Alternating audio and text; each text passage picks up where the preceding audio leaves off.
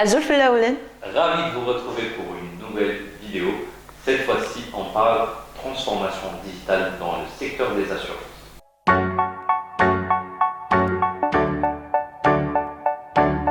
Alors, pour en parler, qui de mieux que Samira Djaish pour nous accompagner dans cette vidéo? Samira Djaish qui est chercheure, consultante et formatrice dans le marketing digital des assurances. Alors, Samira, merci d'avoir répondu à l'invitation. Merci Edir. Et donc là, j'aurai un certain nombre de questions à poser justement dans ce domaine. Et la première déjà, c'est qu'est-ce que la transformation digitale pour une compagnie d'assurance? Merci Edir. Alors, transformation digitale tout d'abord pour les entreprises que c'est, avant de passer au secteur des assurances. Transformation déjà, c'est changer de forme, c'est une mutation. Et pour les entreprises, c'est le processus d'intégrer des outils et des solutions dans l'activité, dans l'organisation ou dans le process, tout en s'appuyant sur le numérique.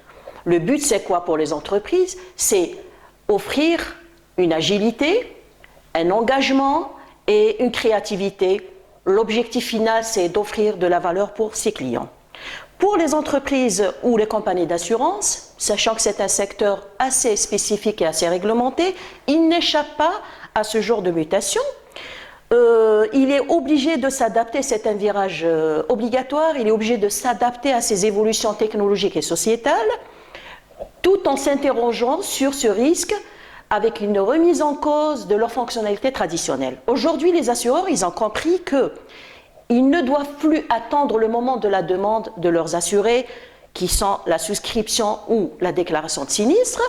Ils sont obligés d'innover et de mettre à leur disposition des plateformes leur permettant d'assurer eux-mêmes l'activité ou de gérer eux-mêmes leurs assurances. Qu'est-ce que j'entends par là? C'est permettre à ces assureurs ou ces clients qui sont de plus en plus connectés, de plus en plus volatiles et de plus en plus exigeants. Des plateformes à leur disposition qui leur permettra via le web ou via les applications mobiles de faire un devis, de géolocaliser des agences, de faire une déclaration de sinistre, faire un avenant et pourquoi pas payer sur leur prime sans se déplacer. Et cette plateforme, bien sûr, elle va leur offrir de nouveaux services et personnaliser, c'est très important à l'ère du digital. Rajoutez à tout cela une présence accrue sur les réseaux sociaux pour plus d'interaction et plus de proximité. Oui, très bien. Donc là, je comprends que même le secteur des assurances est justement c'est vu disrupté justement par l'avènement du digital. Et justement, d'après vous, quels sont les principaux bouleversements qu'a subi ce secteur? Vous l'avez bien dit, et dès qu'on parle de transformation, il y a des bouleversements qui viennent par la suite, mais automatiquement, il y a des solutions adéquates. Donc, de grands cabinets de conseil ont observé ce phénomène de transformation digitale, ce processus de destruction, parce qu'on parle de mutation, de destruction créatrice enclenchée par le numérique. Ils ont livré une feuille de route convergente avec les principaux bouleversements. On peut citer par exemple le premier bouleversement, réinventer la relation client. Il ne faut pas oublier que la relation client, c'est l'élément clé de toutes les stratégies. Donc on ne doit plus se contenter des deux instants traditionnels, souscription, déclaration, mais là il y a une multiplication de points de contact, vitrines virtuelles, des applications mobiles, des plateformes collaboratives et plusieurs exemples dans le même contexte. Le deuxième bouleversement, c'est le collaboratif qui bouscule l'assurance. On a un exemple d'Airbnb, Yassir, Temtem. On a le troisième bouleversement, la captation, parce que le souci maintenant pour les assureurs, comment recruter de nouveaux clients via le web. Donc, comment convertir les leads ou les prospects pour les rendre leurs clients, les convertir en clients. Il y a un autre bouleversement qui est le big data, qui est une aubaine pour les assureurs qui sont devenus des profilers parce qu'ils analysent toutes ces données collectées via ces canaux. On a un autre bouleversement qui est le modèle économique des assureurs qui est attaqué.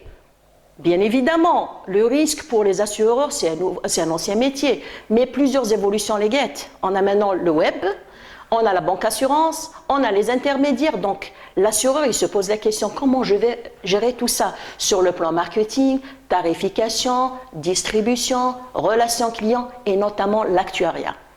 Il y a un autre bouleversement qui est les GAFA, les géants du web. C'est un risque pour les assureurs parce qu'ils sont plus agiles et plus axés sur les services. Un autre bouleversement, les assurtech, les startups qui concurrencent les assureurs. Et sans oublier le dernier bouleversement qui sont les objets connectés. On passe du déclaratif au constaté. Oui. On a l'exemple concret, pay how you drive, pay when you drive. Ouais. Voilà. Donc j'ajouterais que d'une façon globale, il y a la data qui donne des statistiques et qui font remonter beaucoup d'informations pour la prise de décision, justement pour que parce qu'aujourd'hui, toute la stratégie des entreprises s'oriente vers le client dans une logique de customer centric, dans la centricité du client. Tout à fait, tout à fait. Très bien. Troisième point, je voudrais revenir sur votre mission en Afrique, parce que j'ai su que vous avez fait un petit peu le tour de certaines capitales, certains pays. À ce sujet, vu que vous avez été en Mauritanie, en Côte d'Ivoire, notamment au salon SADA, qui est le salon africain des assurances, ma question c'est, durant cette mission, quels ont été les thèmes, parce que vous avez animé des séminaires, des formations, Quels ont été les thèmes les plus suscités à cette occasion? Oui, bon, j'avoue que c'était une expérience assez intéressante et assez riche en Afrique, et c'était ma première expérience. Donc les thèmes qui ont été le plus sollicités, c'était la transformation digitale des compagnies d'assurance dans sa globalité, mais on avait abordé les stratégies en interne et en externe pour les assureurs. On avait abordé aussi ces bouleversements dont je viens de citer, avec toutes les solutions adéquates. On avait parlé aussi des nouvelles tendances qui est l'intelligence artificielle et la blockchain, notamment pour leur mise en place, c'est-à-dire comment identifier les cas d'usage.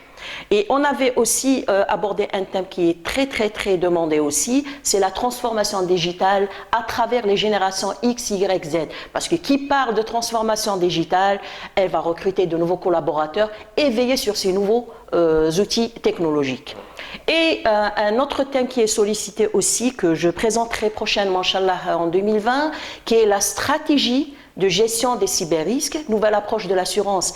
C'est une façon ou un nouveau rôle de l'assureur pour accompagner ces entreprises en mutation numérique, notamment les PME, pour faire face à ces nouveaux risques qui sont les cyberrisques. Voilà.